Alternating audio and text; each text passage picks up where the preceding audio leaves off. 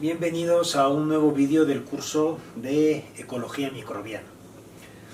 En la sesión de hoy vamos a ver probablemente el concepto más relevante, más importante, más integrador que ven en el curso y me atrevo a decir que quizá uno de los conceptos más relevantes que puedan ver en toda su licenciatura. ¿Sí? Me refiero concretamente al concepto de ribera enmarañada, que se correlaciona, ¿sí?, con unas de las técnicas que en los últimos años está avanzando y se ha profundizado mucho en ella, que es el análisis metagenómico. ¿De acuerdo? Bien. En cuanto al concepto de ribera enmarañada, lo primero que quiero que ustedes conozcan es que fue un término que ya aparece en el origen de las especies de Darwin, ¿no? Y tiene una importancia muy relevante porque ataca el principio fundamental que le permite a Darwin establecer la justificación para escribir el libro, ¿sí?, que tiene que ver con el origen de la diversidad biológica. Bien. Antes de entrar en detalle, sí quería comentarles, porque vamos a transitar del concepto de ribera enmarañada de la parte micro a la parte macro y de la parte macro a la parte micro. Primero quiero que entiendan que el concepto de ribera enmarañada lo utilizó Darwin porque los ecosistemas de ribera se caracterizan por ser ecosistemas donde desde el punto de vista macroscópico hay una dinámica intensa, ¿sí? Se ven, pues, gran diversidad de especies vegetales porque hay agua libre, ¿de acuerdo? Y ello deriva en que hay gran cantidad de insectos polinizadores que transitan de unas especies a otras de plantas, y como hay gran cantidad de insectos polinizadores, pues también hay depredadores. Encontramos multitud de pajarillos pequeños, paseriformes de ribera, que se alimentan de estos insectos. Además, los peces también se alimentan de estos insectos y, por lo tanto, desde el punto de vista macroscópico de la vieja imagen del naturalista del siglo XIX, que se sentaba, ¿sí?, con, digamos, actitud contemplativa ante los ecosistemas, eran ambientes muy dinámicos, ¿sí? Entonces, la idea de referirse a ribera enmarañada tiene que ver con la intensidad de la interacción, ¿de acuerdo? Luego veremos cómo lo ligamos con el concepto análisis o tecnología del análisis metagenómico, ¿sí? Fíjense. Desde un punto de vista microbiano, ¿sí? Fíjense. En el título de la diapositiva se lee que, introduciendo la diversidad, es importante hacer mención a la heterogeneidad de los nichos ecológicos. Y decimos que la heterogeneidad de los nichos ecológicos promueve la diversidad. Fíjense, como ejemplo, simplemente se puede hablar de que pseudomonas se propagan en un medio sin agitación, ¿sí?, de forma que evolucionan tres tipos diferentes de colonias. Bueno, los cultivos microbianos, cuando se hacen en el laboratorio, muchas veces, ¿sí?, cuando sobre todo se utilizan matraces, se tienen que agitar. ¿Por qué se deben agitar? Porque en la parte inferior del matraz encontramos el medio líquido y en la parte superior hay un medio gaseoso. Y hay una interfase, ¿sí?, entre el líquido y el gas. La agitación tiene un efecto importante, y es que parte de los gases que están en la parte superior del matraz comienzan a disolverse por exactamente esta superficie en contacto, esta interfase. Cuanto mayor es la agitación, mayor es la solubilización de los gases. ¿Por qué es importante que en el cultivo microbiano se agite el medio? Porque en general el oxígeno se disuelve mal en el agua. La agitación facilita esta disolución. Pero fíjense el detalle, ¿sí? Dice que cuando no hay agitación se promueven tres tipos diferentes de colonias. Y los cultivos agitados no promueven esa diversidad de colonias. ¿Qué es lo que sucede? Cuando estamos agitando el medio, estamos homogeneizando las condiciones ecosistémicas. ¿De acuerdo? Si todo se agita, todas las variables están uniformemente distribuidas por el medio, incluidos los gases, nutrientes y otro tipo de elementos que podrían estar estratificados de diferente manera si no hubiera agitación. Cuando no hay agitación y tenemos una redistribución heterogénea de los recursos y de las condiciones abióticas de ese microambiente en el matraz, lo que se promueve es la diversidad. Se promueve la diversidad. Bien. En este sentido, ¿qué podemos decir? Que la heterogeneidad espacial promueve la biodiversidad, creando oportunidades ecológicas. Fíjense, ¿cómo podemos ligar esta afirmación con el concepto de Ribera enmarañada? La heterogeneidad espacial promueve la biodiversidad, creando oportunidades ecológicas. Bien. Las oportunidades ecológicas deben traducirse, desde el punto de vista ecosistémico, como aquellas condiciones que favorecen o propician los fenómenos de especiación biológica. ¿Sí? Fíjense. Vamos a continuar y vamos a entrar de lleno en el concepto de Ribera enmarañada. Fíjense. A lo que se refería Darwin con el concepto de Ribera enmarañada, que cuando hacemos un viaje en el tiempo y nos retrotraemos a la época en que se escribió el libro, lógicamente, aunque el concepto ataca la misma pregunta, no se utiliza un lenguaje que pueda ser extrapolable a los días de hoy. Como podemos entender hoy, la Ribera enmarañada es aquel término que se refiere a un sistema de retroalimentación positiva por el cual la heterogeneidad del nicho ecológico deriva en un incremento en la cantidad de interacciones que se establecen entre las especies de ese nicho o que pueden vivir y reproducirse en ese nicho. Y cuando las condiciones favorecen el incremento de interacciones entre estas especies, ello deriva en un incremento del factor biodiversidad, porque se promueve o se propicia la creación de especies biológicas. Fíjense, os voy a poner un ejemplo para que entiendan a qué me refiero. Vamos a trasladarnos nuevamente al ecosistema de ribera. ¿Sí? Puede ser, como ustedes conocen, que durante la selección de gametos, después de la meiosis, haya determinados gametos que hayan incorporado una serie de variaciones genéticas, bien por mutación, bien por recombinación.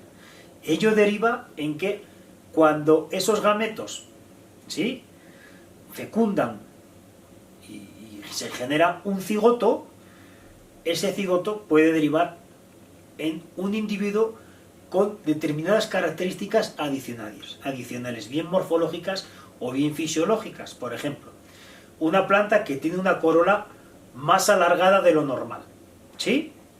Cuando el resto de individuos de esa especie pues tiene una corola menos alargada. El hecho de que la longitud de la corola sea más o menos alargada condiciona los fenómenos de polinización por parte de especies de pájaros que tienen un pico más o menos prolongado. ¿De acuerdo? Si la mutación tiende a disminuir, en este caso, ¿sí?, la longitud de la corola, ello podría propiciar que pudiera ser polinizada por más tipos diferentes de pájaros. ¿Sí? Este tipo de fenómeno puede ir hacia la especialización extrema, es decir, un pájaro con una planta donde solo exclusivamente ellos reaccionan para la polinización, es la especialización extrema, pero también puede ir en el sentido inverso. ¿De acuerdo? Puede ser que una planta que se ha especializado pueda generar individuos menos especializados y eso deriva un incremento en la cantidad de interacciones. Cuanto mayor cantidad de interacciones se establecen entre las especies que están cohabitando en un mismo nicho ecológico, ello deriva en más oportunidades de cambio fisiológico. Todos aquellos fenotipos que se han desarrollado y que difieren de otros fenotipos tienen las posibilidades de sobrevivir porque hay mayor probabilidad o posibilidad de interacciones. ¿De acuerdo? Cuando los fenotipos empiezan a ser un poco más estables en el tiempo porque la supervivencia les favorece, se puede entrar en un periodo de especiación. Y lo que inicialmente fue una misma especie con diferentes perfiles de expresión, con diferentes fenotipos, con diferentes características que se expresan como respuesta a unas condiciones ambientales, con el tiempo derivan en especies biológicas diferentes. ¿De acuerdo? Es importante que para entender el concepto de ribera enmarañada se distinga razonablemente bien el genotipo, es decir, la cantidad de información, el tipo de información que se puede expresar, con el fenotipo, que es un término que se refiere al perfil de expresión, es decir, aquellos genes que se están expresando y en qué intensidad se están expresando, así como los niveles o los fenómenos de represión genética. ¿De acuerdo? Un genotipo tiene distintos potenciales de expresión, distintos fenotipos posibles. ¿Cómo se da esto? Por presiones de selección ambiental diferentes. ¿Sí? Por ejemplo, un mismo pez, en función de si está en un canal o está en un lago, exhibe un fenotipo diferente. O un insecto, en función de si está en un entorno más competitivo o donde hay menos nutrientes, puede exhibir unas mayores capacidades de desplazamiento para encontrar nuevas áreas o de menor desplazamiento, ¿sí? A estas diferencias en cuanto a los perfiles de expresión genéticos derivado de una presión selectiva diferente, lo denominamos plasticidad fenotípica o potencial fenotípico. ¿De acuerdo? Bien. Es importante que entiendan que cuanto el potencial fenotípico, ¿sí?, se maximiza porque lo propicia la cantidad de interacciones, ello deriva en mayor cantidad de especies. ¿Sí? Fíjense, desde el punto de vista de la biodiversidad, hay distintas condiciones ecosistémicas que ya han demostrado que favorecen o limitan la diversidad. ¿De acuerdo? Fíjense, por ejemplo, la presencia de ecosistemas con altas temperaturas, ¿de acuerdo? Las temperaturas altas y la no escasez de agua, ¿sí?, propicia la biodiversidad, ¿de acuerdo? Propicia la biodiversidad porque se maximiza la cantidad de interacciones. Si hay altas temperaturas y hay agua, eso facilita el crecimiento fotoautotrófico de las plantas vasculares en medios terrestres, ¿de acuerdo? De los individuos marinos en las zonas ecuatoriales, los arrecifes de coral. ¿Sí? Si tenemos input de energía elevados, agua libre y altas temperaturas, se facilitan los fenómenos de interacción. Conforme nos vamos alejando de estas condiciones, las temperaturas son más bajas, el agua está menos accesible, ¿sí?, limita la cantidad de interacciones. ¿Y qué es por lo que podemos observar? Que en zonas más frías, ¿sí?, en zonas donde hay menos input de energía, hay menor biodiversidad. ¿Sí? Menor biodiversidad. Si imagináramos una imagen del globo terráqueo, en las zonas ecuatoriales, tropicales y subtropicales, la biodiversidad es mayor, ¿sí?, mientras que conforme nos vamos alejando latitud norte o latitud sur, los fenómenos de abióticos limitan la biodiversidad, y cuando llegamos a zonas polares la biodiversidad es mucho, mucho menor. ¿Sí? Fíjense, esto lo estamos viendo desde una perspectiva macroscópica, ¿sí? Pero el concepto de ribera enmarañada debe extrapolarse también a lo microscópico, a la microbiología, ¿sí?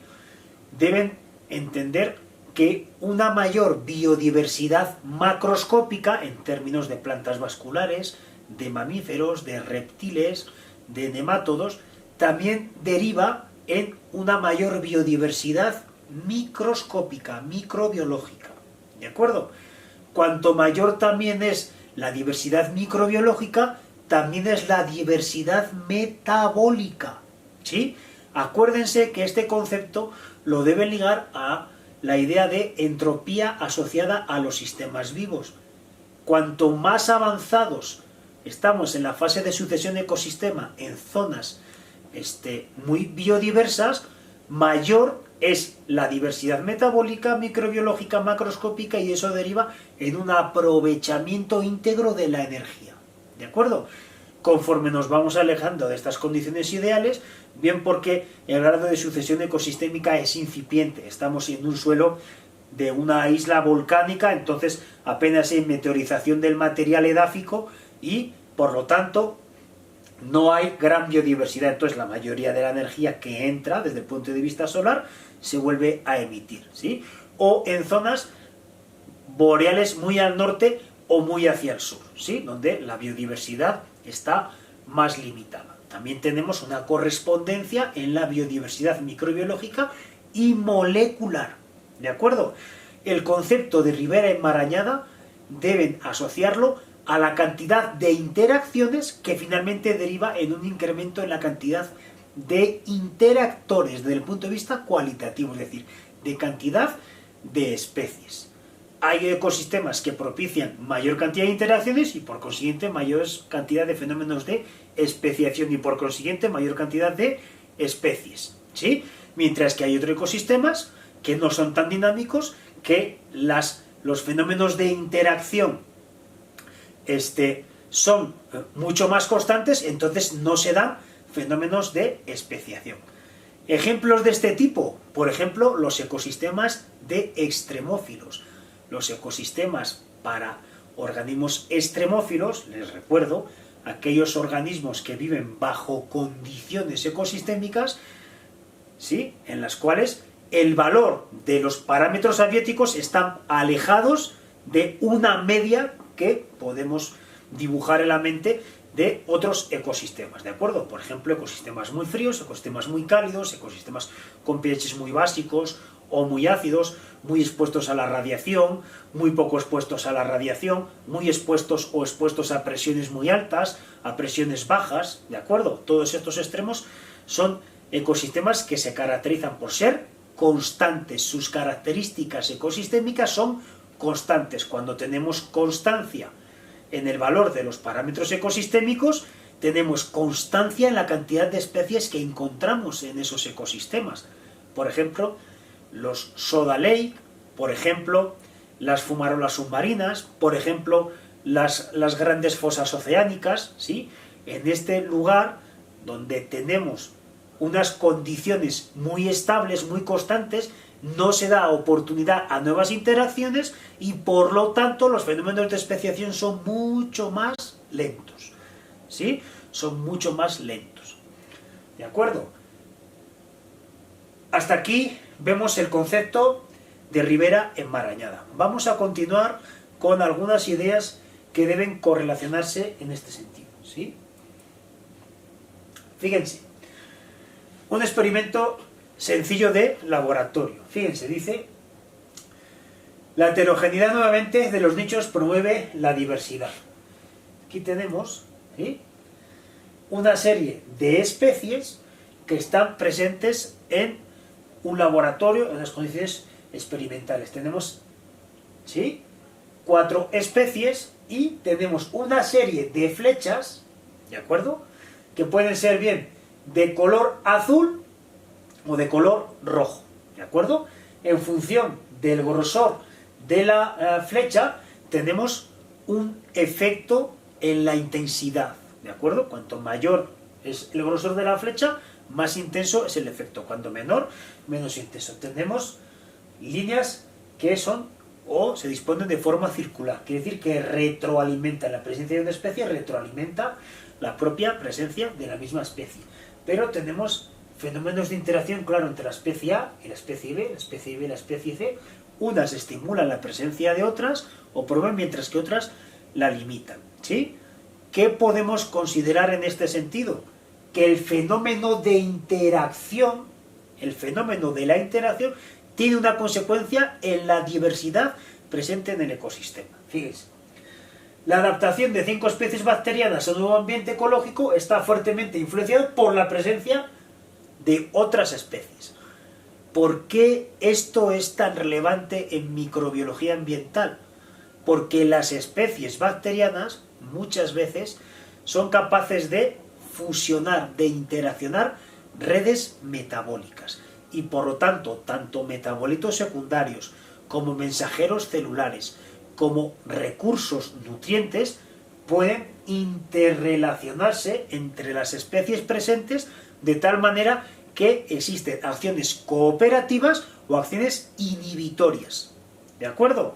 Si hiciéramos a partir de este experimento un análisis de abundancia relativa, podríamos ver que la presencia de A, ¿sí?, estimula la presencia de B, pero, por ejemplo, inhibe la presencia de C. ¿Sí? La abundancia relativa, acuérdense que es un término para referirse a datos cuantitativos de una especie con respecto a otra. Eso es la abundancia relativa, no es la abundancia neta o total, es la abundancia relativa uno con respecto a otro.